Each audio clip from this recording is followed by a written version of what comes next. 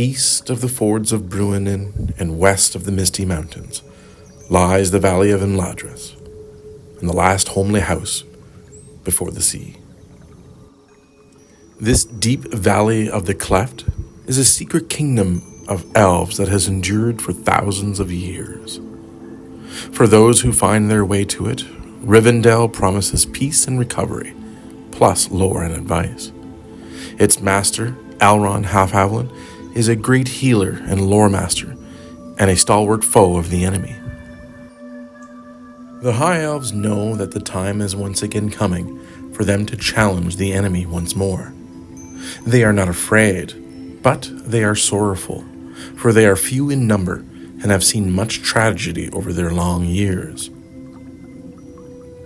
Though there are ancient elf lords living at Rivendell that choose to not forsake their duty as protectors of Imladris, there are other High Elves that will follow the example of Elladan and Elrohir and venture forth in search of adventure.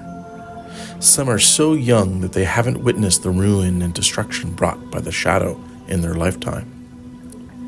Elrond fears that this lack of experience might lead them to recklessness and to fall to an untimely death, fighting against the enemy. All High Elves are tall and lithe, and yet are endowed with great strength and endurance. Their appearance varies, and in Rivendell can be found elves with tresses as dark as night, or with golden locks or long silver hair. They have one thing in common with all elves: they seem ageless, looking neither old nor young. The High Elves have fought against the Dark Lord for many years unaccounted for, and will continue to oppose the enemy without rest or respite. A player hero who is a High Elf of Rivendell has for their cultural blessing the Elven Wise. Add 1 point to one attribute of your choice. Additionally, if you are not miserable, you can spend 1 point of hope to achieve a magic success on a skill roll. High Elves, however, are beset by woe, as they have truly never forgotten the mark that the shadow lives on their spirit and lives. Player heroes who are a High Elf of Rivendell can remove accumulated channel points exclusively during a Yule Fellowship phase only. The vaults of Rivendell are filled with all manners of relics and treasures of the olden days. Although dwindling in number, the High Elves of Imladris have little need for anything from beyond their borders. Unlike the Elves of Lindon, High Elves of Rivendell player characters start off with prosperous for their standard of living. High Elves of Rivendell are strong of body and of mind, but the long years fighting the shadow has weakened their hearts and decreased their hope. Player characters of playing a High Elf of Rivendell will see great endurance and strength of will, which helps them combat the encroaching shadow. Due to their long lives and access to the many tomes in the libraries of Imladris, player characters that are High Elves of Rivendell are lore masters in their own right, and make for great healers for any company.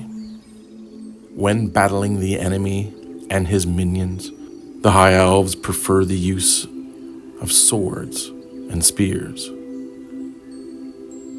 Fair, keen-eyed, lordly, inquisitive, merry, proud, subtle, willful.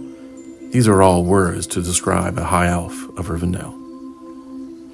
The High Elves of Rivendell speak Sindarin in all daily matters, and the ancient tongue Quenya for ceremony and song and in high matters of lore.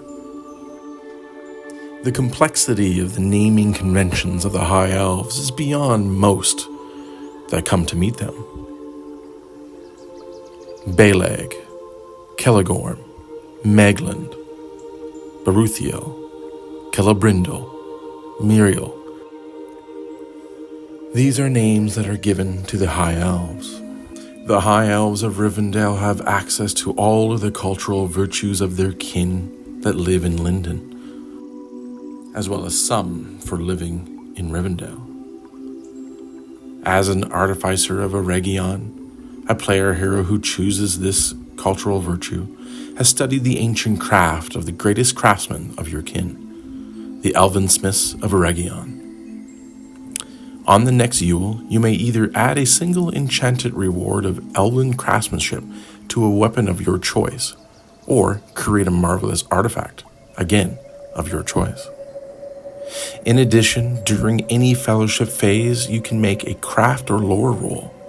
If you succeed, you learn all there is to be discovered about the qualities of a single marvelous artifact or wondrous item in the company's possession, as if you chose the study magical items undertaking, except that you may study one single item.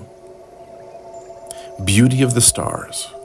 Your poise and grace is unearthly and can have surprising power over individuals not belonging to the fair folk. Raise your maximum hope score by 1 point. If you are the spokesperson during a council, you raise its time limit by 1, or you choose to make all mortals that were present during a council retain only a vague memory of what was said or agreed upon. This counts as a lesser magical effect for the purposes of increasing eye awareness. Might of the Firstborn.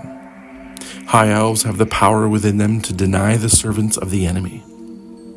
When a player has chosen this as the cultural virtue, when an adversary spends a point of hate or resolve to activate a fell ability, you can spend a point of hope to cancel those effects. Skill of the Eldar. When a high elf is at the height of their skill, even ordinary tasks may seem magical in the eyes of mortals. When a player has chosen this as one of their cultural virtues, when you roll a Gandalf ruin on the feat die, your result counts as a magical success without needing to spend any hope. This is an overview of the heroic culture, the High Elves of Rivendell. Next on our list of heroic cultural spotlights, we will take a look at the Beornings, as found in the Peoples of Wilderness supplement for the One Ring Roleplaying Game. If you have liked this video and the other content that I have created for the One Ring and other role-playing games, please like this video, comment, share and subscribe, and hit that bell icon to be informed of when another video drops. I'm Ryan of the North. Thank you for watching and supporting this channel.